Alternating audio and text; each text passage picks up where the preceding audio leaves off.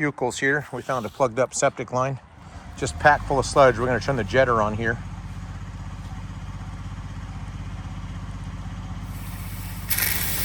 There it goes. See if we can't get up into these roots.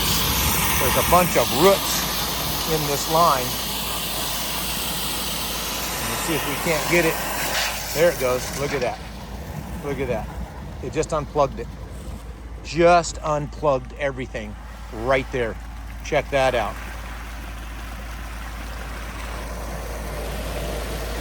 Wow. Isn't that amazing? This guy's septic has been backing up for who knows how long.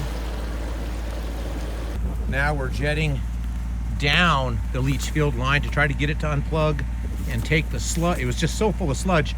The baffle was actually broken also. So now we're just trying to flush everything out to get it to drain.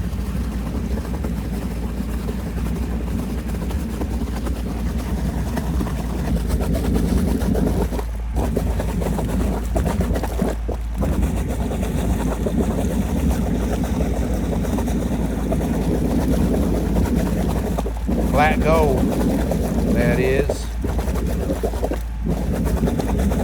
You're a plumber.